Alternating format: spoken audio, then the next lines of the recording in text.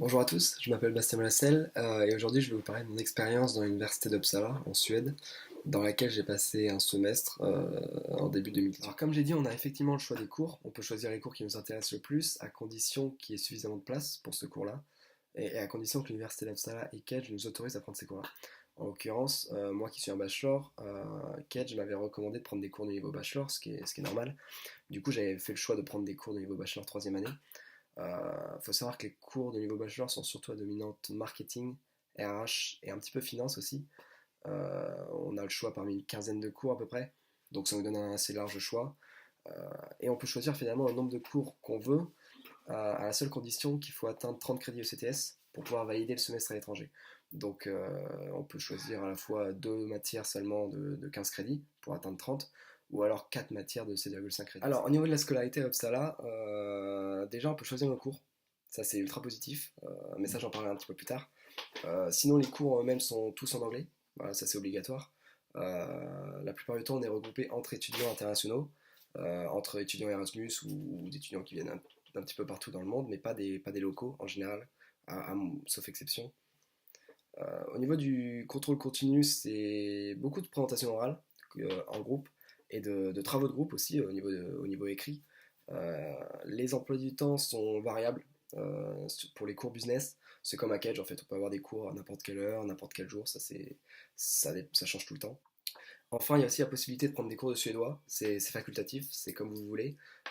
C'est sous forme de 2 fois 2 heures par semaine. Là, pour le coup, c'est pas un emploi du temps variable, c'est un emploi du temps fixe. On peut choisir l'heure et le jour. C'est soit le lundi et le jeudi, soit le mardi et le vendredi. Et c'est l'heure qu'on veut. Ça peut être le matin, le midi, l'après-midi ou même le soir. Ça, c'est comme vous voulez. Alors, mon échange dans l'université Uppsala a duré 4 mois et demi en fait. Mon premier cours était le 11 janvier et mon dernier partiel était fin mai. Donc ça revient ouais, à 4 mois et demi, un petit peu plus, je dirais, entre 4 mois et demi et 5 mois en fait. Alors comment se passe la vie sur le campus? Alors déjà, je vais vous parler que du campus économique parce que c'est celui dans lequel je passais plus de temps. Mais effectivement, il y a pas mal d'activités qui sont organisées. Il y a des conférences, il y a des forums avec des entreprises qui viennent, un petit peu comme la journée My Way à Kedge. Il y a aussi les excursions qui sont organisées par le programme qui s'occupe des parrains marines, qui organise des excursions en Laponie par exemple, donc tout au nord de la Suède, là où il y a la neige, là où il y a les aurores boréales, etc. Euh, il y a aussi les excursions qui sont organisées à Stockholm ou dans le sud de la Suède, donc il y a pas mal d'événements qui sont organisés comme ça, donc c'est cool. Mais il y a aussi pas mal d'événements qui sont organisés dans la ville elle-même, pas sur le campus, au travers des associations locales qui s'en occupent, ce qui s'appelle les Nations. Il y en a 13 en tout. En fait, c'est les anciennes associations de l'Université d'Uppsala qui sont devenues indépendantes avec le temps et qui organisent toutes des événements différents tous les jours et tous les soirs en fait. Alors une anecdote sur le pays qui m'a marqué, je dirais qu'il y a d'abord le fait qu'il y a des vélos partout. Partout. C'est incroyable, je crois que c'est le moyen de locomotion le plus populaire là-bas. Je croyais que c'était qu'aux Pays-Bas, honnêtement, avant, mais visiblement c'est dans toute la Scandinavie parce que j'ai aussi eu la chance d'aller en Finlande et au Danemark et il y a des vélos partout aussi là-bas. Donc non, honnêtement, il y a des vélos partout, que ce soit l'hiver ou l'été, même quand il y a de la neige, s'il pleut, s'il vente, s'il fait beau, il y a tout le temps des vélos, c'est assez incroyable. Il y en a même beaucoup plus que des voitures, hein, clairement. Je me souviens notamment à côté de la gare d'Uppsala, il y a un parking à vélo où il y a des centaines et des centaines de vélos, c'est assez impressionnant. Euh, une autre anecdote aussi, c'est que les locaux, enfin les Suédois et les Suédois sont tous super sympas, super courtois, super serviables. Ils savent tous parler anglais, c'est incroyable. Honnêtement, c'est incroyable.